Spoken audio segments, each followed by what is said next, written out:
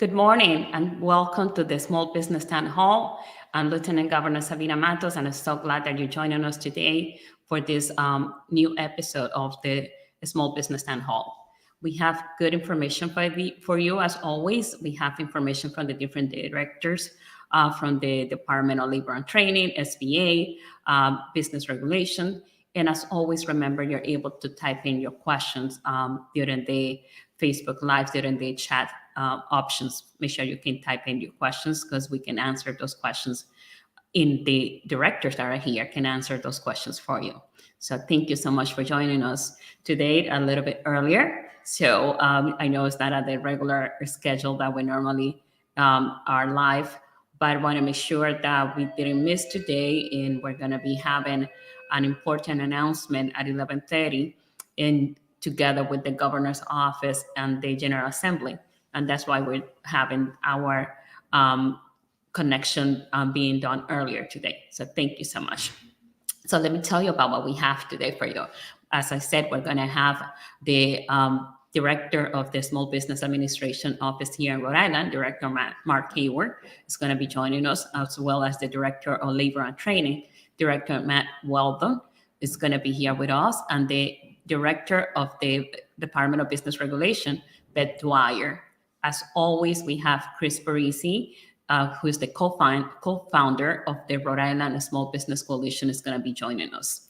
Then we have invited some special guests that are going to be here with us today. We have from the town of Barrington, we're going to have the council president, Carl Costel. We're going to have town manager, Phil Harvey. And also we're going to hear from the Economic Development Commission chair, Matt Amaral. And they have a special guest, actually a business owner from the town of Barrington that's going to be with us.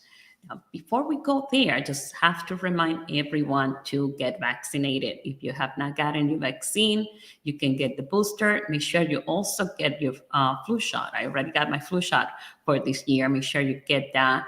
We have to take every step possible to keep ourselves safe and healthy, especially now during the winter time. And I want to take some time also to congratulate and acknowledge the winners of the this year Lieutenant Governor Entrepreneurship Challenge. So we had 5 winners. The challenge is an annual business pitch competition for high school students, and the winners get up to $5,000 in a scholarship.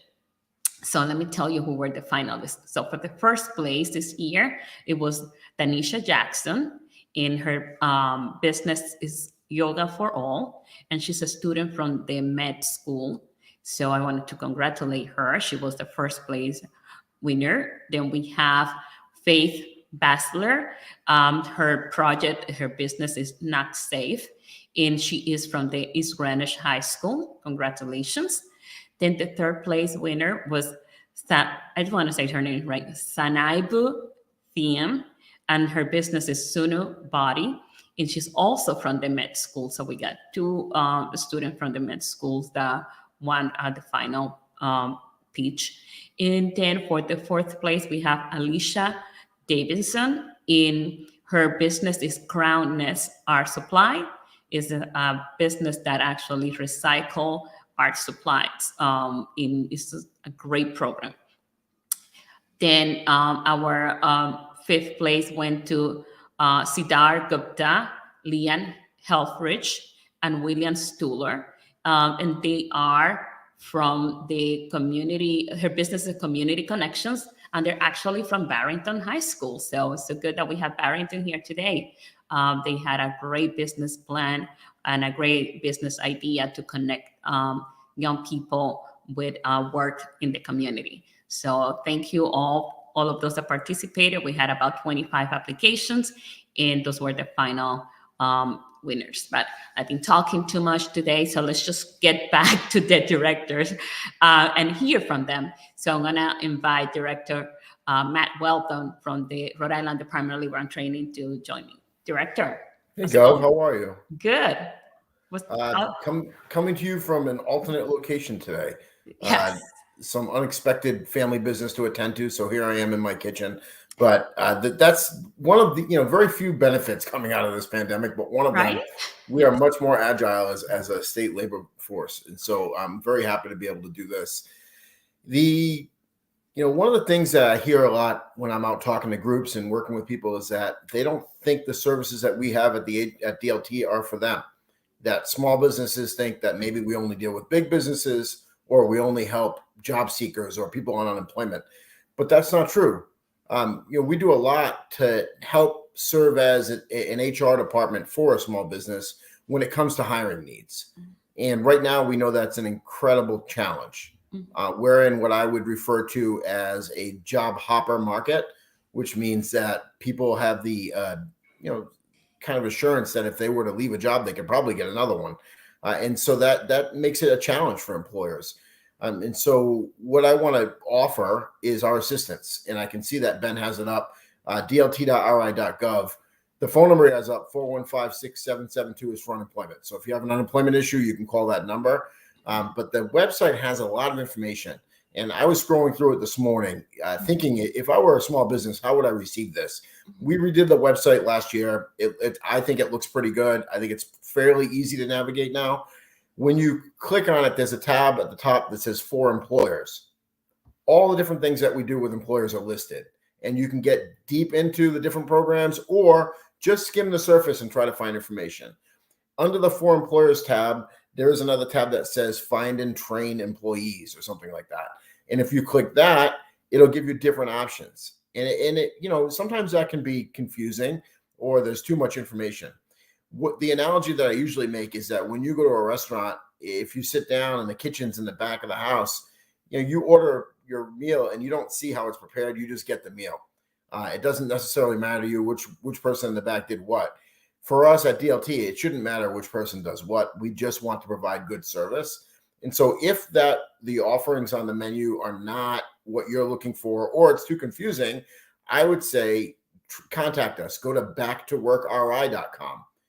And there's a link for employers where you can just request to sign up for a job fair or sign up to get help with job postings. We'll email you back. It's dlt.esu, Employer Service Unit. ESU at dlt.ri.gov. But you'll find that on backtoworkri.com, which Ben has put up. You'll let us help you. We can do job fairs for no cost. We can help you with job postings. We can help you maybe find candidates. There's not a massive pool of people on unemployment looking for work. There's a lot of people working right now, but there are still people that are always looking for opportunities, and marketing your jobs and your opportunity can be our job. We can help you do that at no cost. And we have staff that's what they do. So please reach out and talk to us about that. I also would like to offer my email address, Matthew, MATTHEW.Weldon @dlt.ri.gov. Email me. If you don't think you're getting access or you just want me to make the connection for you, I clear my email every day. And so send me an email and I'll get you that information as quickly as I possibly can. My dog was trying to say hi. Sorry, Gov. On another note, the work right now, the Governor's Workforce Board has different programs available. My staff can help you navigate those programs to see if any of them may be helpful. And they come and go throughout the year as the resources are available. So for instance, if you're trying employees out and you want to give them a meaningful work experience for a period of time, we can probably subsidize some of those wages. But that information is found on gwb.ri.gov. Or again, just reach out to me and I'll make the connection for you. A great program that the GWB has up right now is the Workplace Accessibility Grant Program. For a lot of small businesses, they may have some challenges when it comes to hiring new employees, and in particular, employees that may have a disability.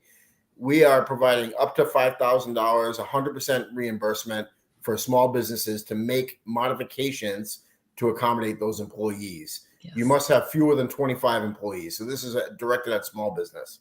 There's information right on GWB's website. I'm trying to keep Ben busy today. Yes. gwb.ri.gov.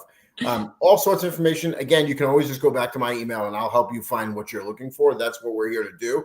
Yeah. And finally, the program that we talk about every single time, because it's important. And you know what, Gov? It's getting used more. The last time we talked about it, I think we said that WorkShare had 39 active employers, meaning we had 39 active agreements.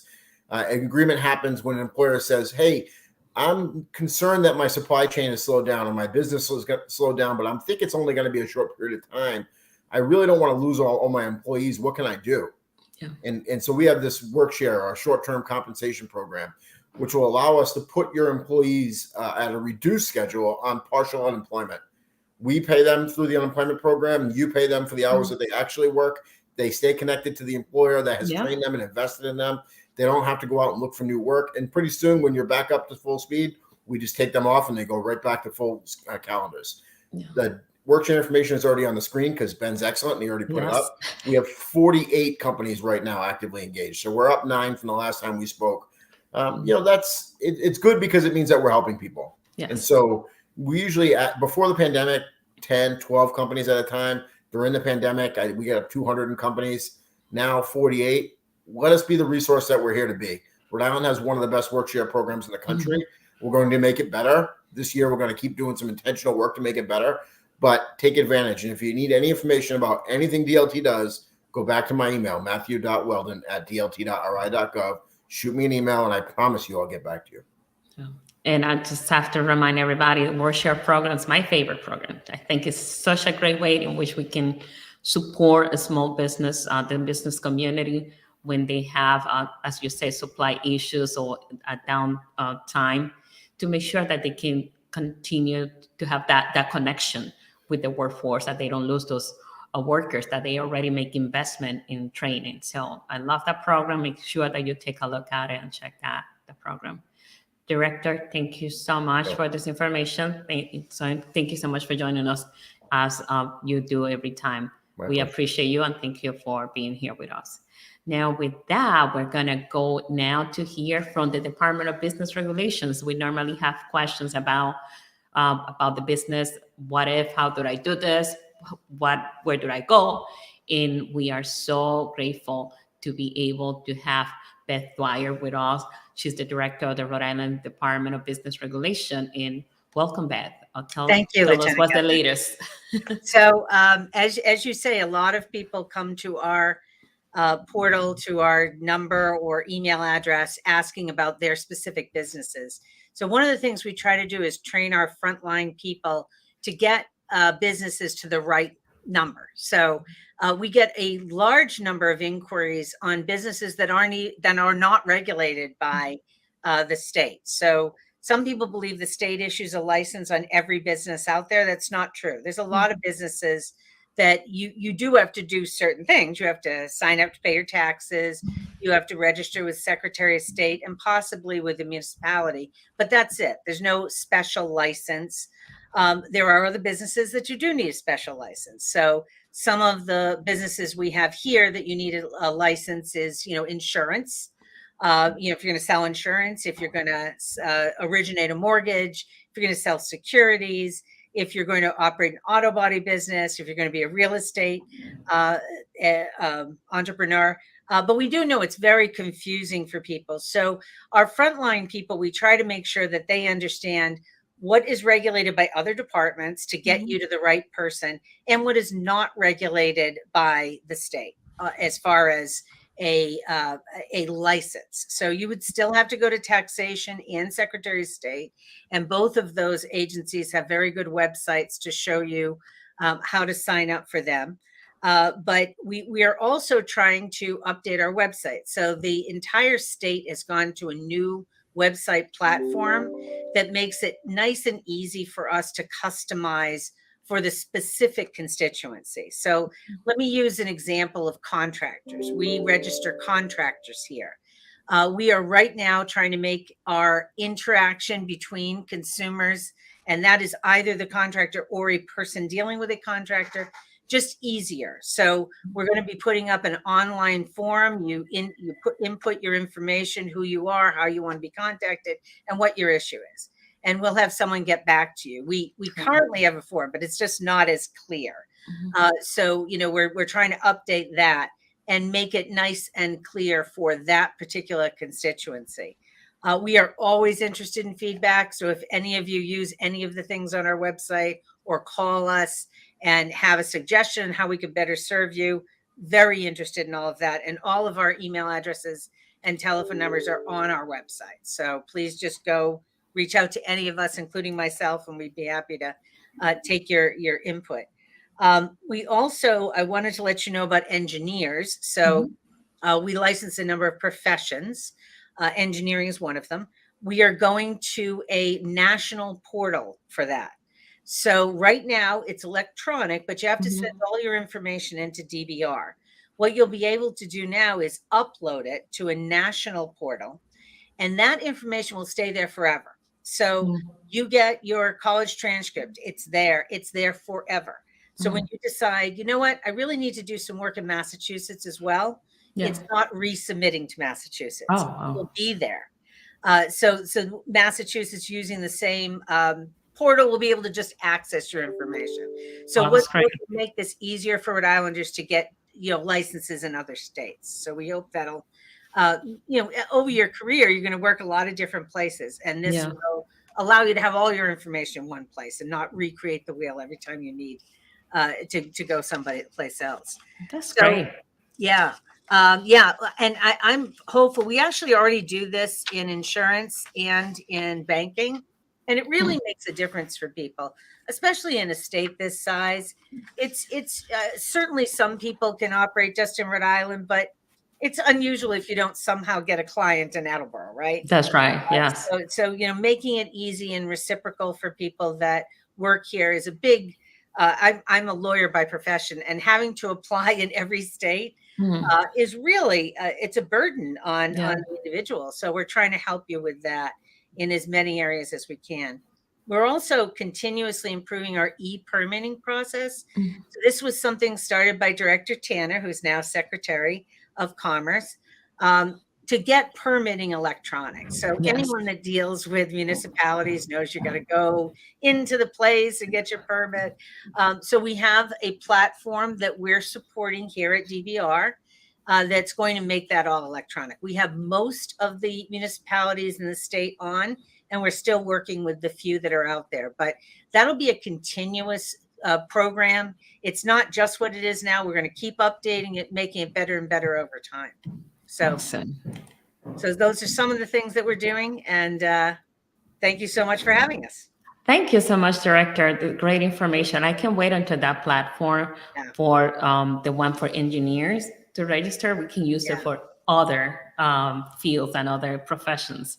That will make a huge difference. So thank you. I'm going to keep an eye on that one. Okay, great. And we'll keep you updated. Thank you so much. Thank you for joining us today and for the information. So next we have the director of the SBA. So we have Director Mark Hayward with us. Director, so good to see you. Thank you so much for joining us. Governor, it's great to see you. And while I love you, I have to report to Mike Vlasic, who's the regional administrator, and he has his call at 9 o'clock. I cannot mess with that. I got it. So I can't, so I apologize for being a little bit late. And I also, because tomorrow we're having our Black History Month event. Thank you for participating. We have 22 Black-owned businesses that are going to participate. And really, it's a roundtable to talk about issues that we as a government need to address from the business community. And the regional administrator will be there. And I know, Governor, that he wants to talk to you about a couple of things that are really important. One is the hub zone. Where the state is going to move from a hub zone perspective. As the head of the Small Business Advocacy Council, that's really a critical area, because you can get so many federal government benefits if we get a clear designation of hub zones. And I just want to kind of give you an upfront that's one of the things that he's going to be wanting to talk to you about on the side. But from our perspective, from the full perspective, it really gives everybody an opportunity. We are going to be at Community Living of Rhode Island. And I have to say that, Joseph, I went down to just see the place and to look at the conference room. And we have a lot of people who are now requesting to be part of it. And Governor, that to me is terrific, because there is so much to talk about, but we only have an hour. I know we have a small window, but I think you're going to get a lot out of that particular session that you can bring back to the Small Business Advisory Council and kind of expand from there. I mentioned to you at the last meeting that I really do think maybe we should do a 39 cities and towns, here we are, come in and talk to us for a couple of hours, Yes. about small business and what impacts. The DBR director talked about licenses, and I am very thankful that we don't license every small business under the sun, because there are things that need to be licensed, and then there are things that we need to try to help the business community. And I mention that because I do believe that you and I going around the state, remember my time is limited here, will be important for the business community to give us some kind of feedback, both from a lender perspective to just about anything. Having said that, I did run into Secretary Gregor Mori, who he's an East Providence guy, East Providence. East Providence is everywhere. And his chief of staff at the Rhode Island Society of CPAs event on Wednesday. And he just mentioned, he says, I want to join the lieutenant governor and go into Block Island this year. So we'll get that. We're going to Block Island, right? Yeah. So, and we'll try to set up something where we can actually hear from the businesses again. And there's a lot of things, follow up we have on that. Lending continues to soar. Cranston continues to lead over Providence. I did have a good discussion with Mayor Smiley about what we can do to work together. We are really excited about a lot of the things that we can do in the city of Providence. Warwick is next, and then of course East Providence is fourth, but we want to move up there. I know I keep telling you about East Providence. I wonder why. But we're over $50 million so far this year. So we're really, the number of loans, everybody says, well, the interest rates are high. The interest rates are creeping up, but we're also seeing, Governor, a lot of people looking for capital, because a lot of good things happen, I hate to say this, in a down economy. And we're seeing a lot of people come to us. I had a discussion with a young lady, African-American woman, who is going to establish a restaurant. By the way, West African restaurant. And I said, I like spicy, just in case you were wondering, in the city of Providence. So we're going to help her. She's already got a great business plan. We're going to move a little bit further and get her the background that she needs from a financial standpoint. But it just goes to show you that there are a lot of businesses that are starting out there. And I'm a little bit more confident about where we're headed from an economic perspective. Having said that, and I know I talk a lot, Governor, that's because I have a lot to say. You have a lot of good information to share. So EIDL, the economic injury disaster loans, just about everybody should be looking at repayment, which requires the individuals to go into pay.gov to establish their payment, and no matter what it is, there's a 30-month deferment that's coming to an end.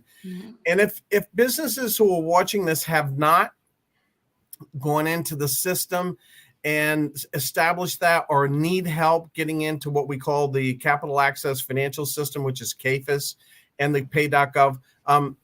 Ben, can you just put our email back up on there for a sec?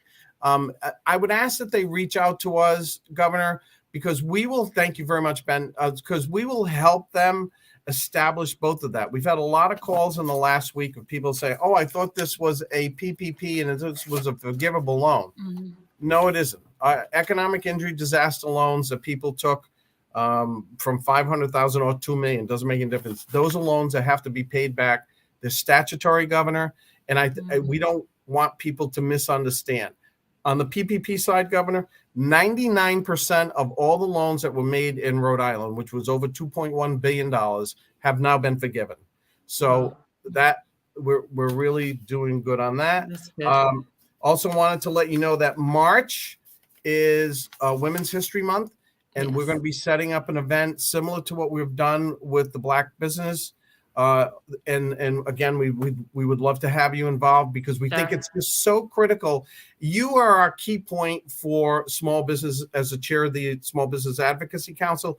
And these kind of forums will give you what you need to bring back to the legislature. We did invite the governor. We understand his scheduling was a little bit difficult, but I have to tell you, I love working with you, because your staff is great. And I think you and I have a lot of fun. Small business is exciting. Yes. So that's all I have today, Governor. Yeah, we have the same passion to help us, the small business community, and we have fun while we're doing that. That's right. I won't fight you today. I just want to let you know. Thank you. Thank you so much, Director, for that great information and for joining us today. I'm looking forward to participating at the event tomorrow and Great. also for the in March also to participate. So looking forward to that. And I'll work with your staff on what's a good date for you on that one as well. Great. Thank you, Director. Thank you Thank for you, joining Governor. us. Thanks. So wonderful information we're getting today. But next, we're going to go to our special guest that we have here. So the town of Barrington is here with us today, and we're going to hear from the Council President, Carl Costello, Town Manager, Phil Harvey, and the Economic Development Commission Chairman, Matt Amaral. And then they're going to have a small business from the town that are going to join us. So let me start. I'm not sure which one of you are going to start first. Council President or Town Manager? I'll start. Okay. Council President Carl Costello. I just want to thank the Lieutenant Governor for doing this, because I think to get on the ground in each town in Rhode Island and really know what's going on, what our challenges are, they're all individual. This really connects us to the state. And it also highlights for our local businesses the connections that they have and the opportunities. A lot of the time, I've had people literally start a business and say, you know, my plan was that we have the two of us, and one of us was going to make the pasta, and the other one of us was going to sell it to customers, and that was our whole business plan, and we didn't know what to do beyond that. And so a lot of people have ideas, creative ideas, things that can actually really be huge benefits to the community if they know the structures and the resources that are there to make it happen.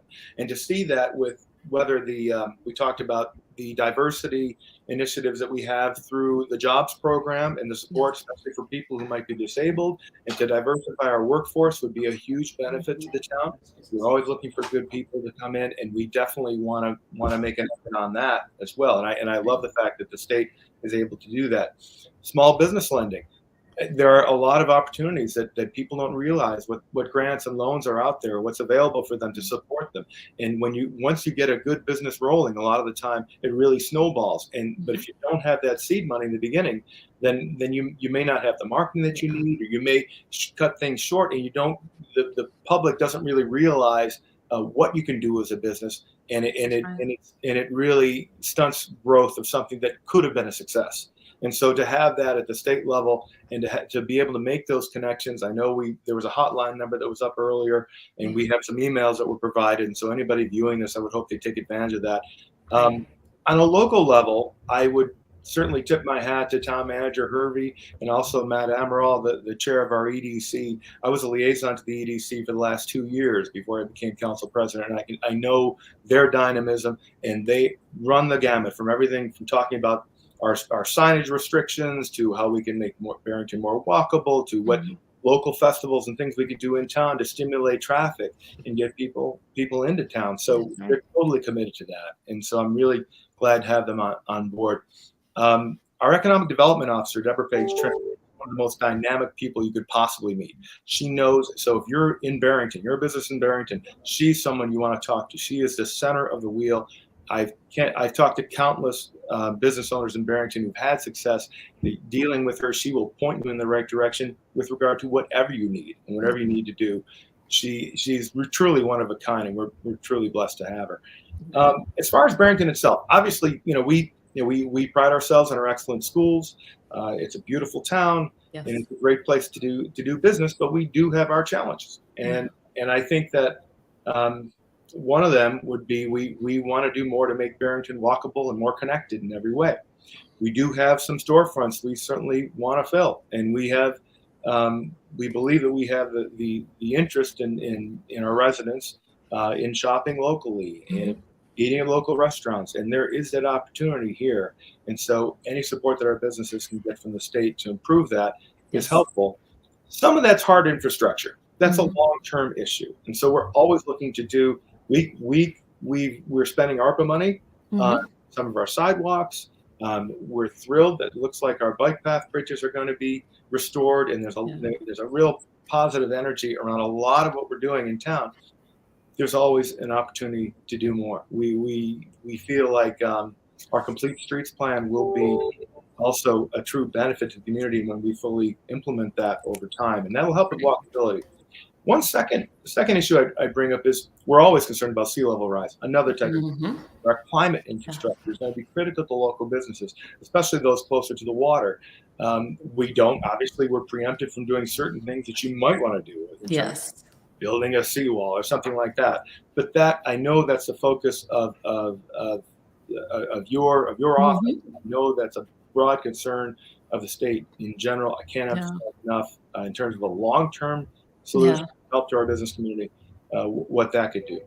And actually, Council President, I just want to congratulate Barrington because you're being very proactive in this work. I had been to Barrington to the meeting that you had last year, having different stakeholders doing presentation and making sure that you're being proactive before the problems is already in your shores the way it was going to be, but you're trying to take steps to prepare for that. So I just want to say thank you for doing that. Yeah, despite Mr. Amaral's insurance business background, the best insurance policy is one you don't need. Mhm. And we can hopefully prevent our businesses from having to rely on that if we can be more proactive. Yeah. Fortunately, Mr. Hervey hired a new town planner. He was our town planner, and now he's our town manager. He hired a town planner whose expertise is in water and water management. And what we're dealing with, it's a serious problem, but it's surmountable if we get the adequate state and federal support that we need. We certainly have the initiative on the local level to deal with it. On a more, I don't know if you'd call it a micro level, but maybe understated. We have a need for superior broadband, and we're preempted because by state law from bringing in competition for broadband, for developing maybe a community Wi-Fi cloud, that kind of thing. There are other communities in the country have done that, and there is state law in the books that actually limits our ability to address that. You do have dead spots in town, both cellular dead spots and places where you can't get Wi-Fi. I think having that would not walkability, but it does improve the dynamism of the business community if people don't lose coverage, and if they can, if businesses have that ability to be able to rely on our internet service. And right now, we have Verizon Fios, and I think about technically 20% of the town. Mr. Hervey may correct me and tell me it's less than that. We could use more competition. So whatever can be done at the state level, and I know there's some initiative recently to expand broadband access. But is there anything that we can do to move forward on that front? Yeah, Daniela Fairchild from Commerce is leading that work. Mason, she has great resources, so we'd love to connect you, definitely. That's great. We definitely would like to make progress on that front. At this point, I would turn it over to Town Manager Hervey and just truly thank you for having this kind of forum. We are always going to participate and are enthusiastically moving forward with the state on all of this. And I thank you for all the work and the structures in place to help our local businesses. Thank you, Council President. Thank you. Town Manager? Yeah, thank you, Lieutenant Governor. Can you hear me? Yes. Yeah, thank you for convening this small business on my side. Are you okay on your side? Yeah, so you and me have the same challenge that our internet is a little bit not that strong. So because we are in this official state governments in town government, we have to improve our own internet connections, right? But we can hear you. Sometimes it goes off a little bit, but we can hear you. Yeah. And Governor, I promise we didn't set that up. We talked about broadband. Phil is not intentionally making this happen.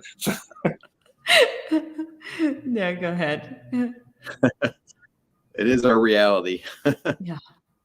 I just wanted to build on some of the things that Carl was saying. Is a couple more things to point out. During the pandemic, give a big shout out to the state for the outside grant program.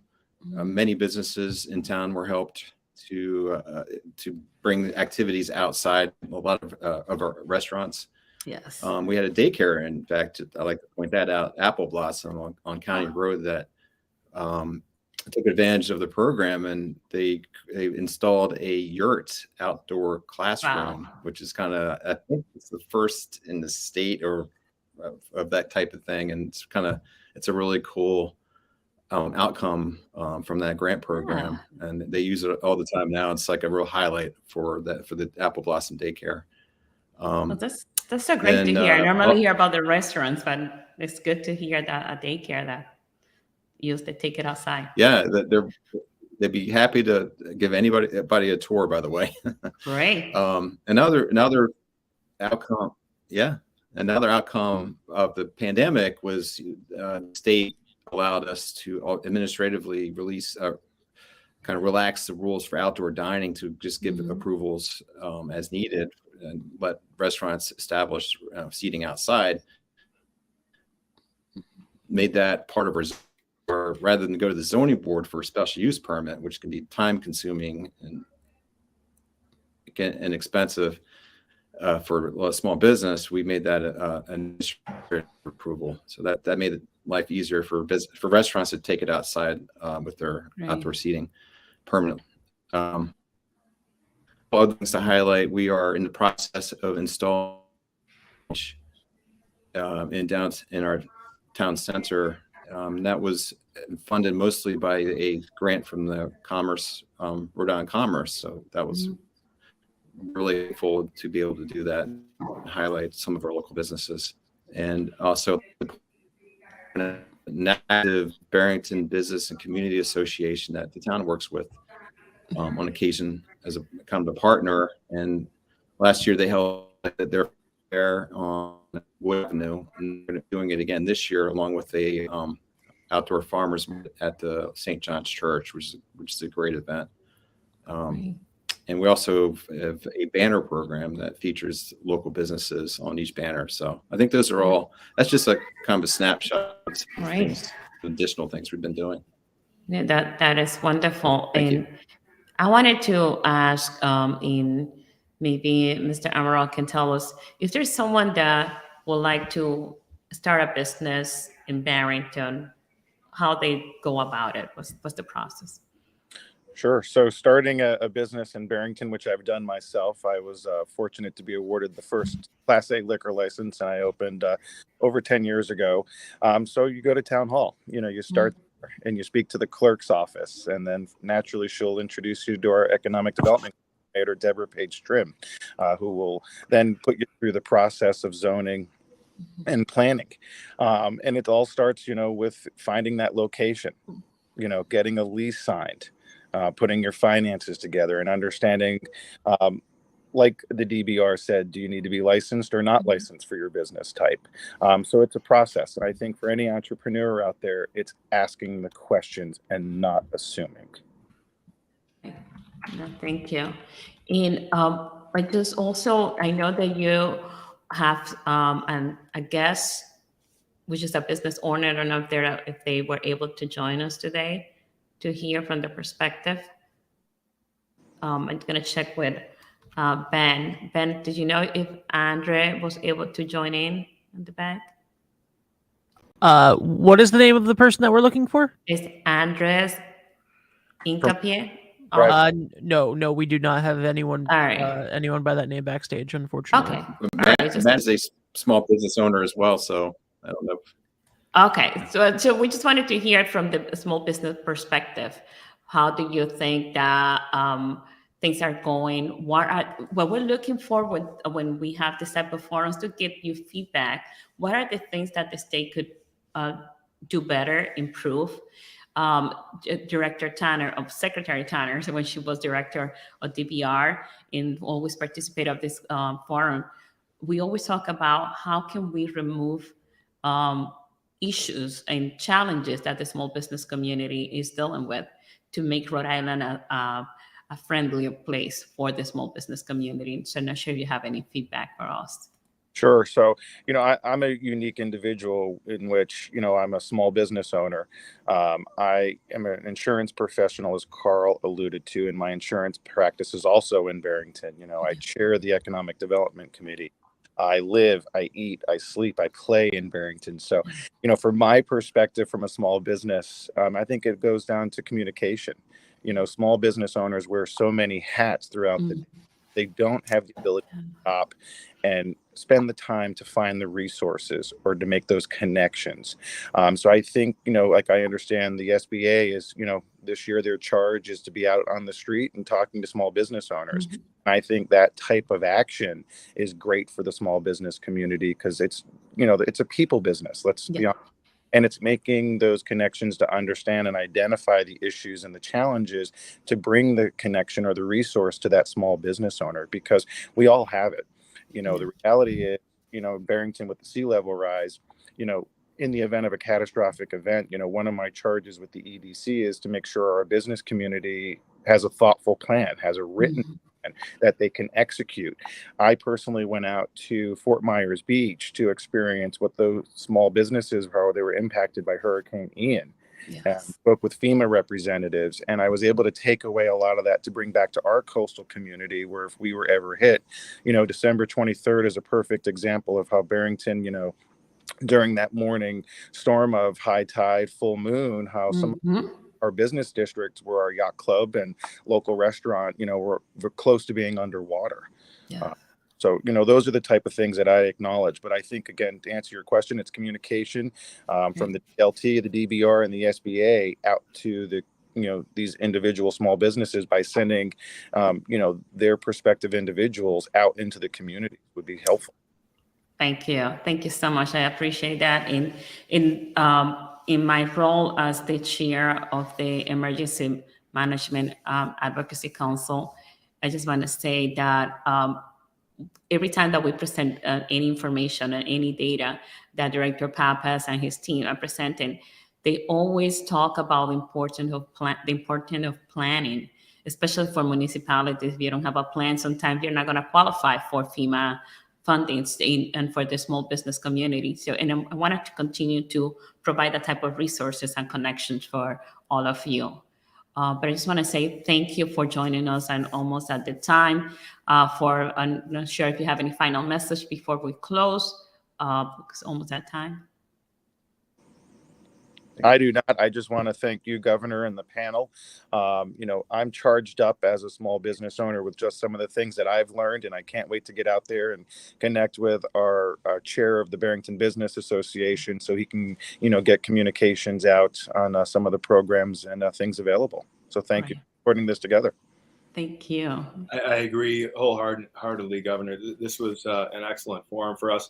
Making these connections as frequently as possible, getting that message out to local businesses as to what resources are available to them is completely something that we will be invested in over the next 2 years for sure. Certainly during the rest of my tenure, and beyond that, I think that we have a team that's really committed to developing at the town level, and we're looking forward to working with the state on both those broader problems like broadband and hard infrastructure and climate infrastructure, but also on the micro level, so our businesses know where to go when they need support from the state. This is invaluable in accomplishing that. Thank you.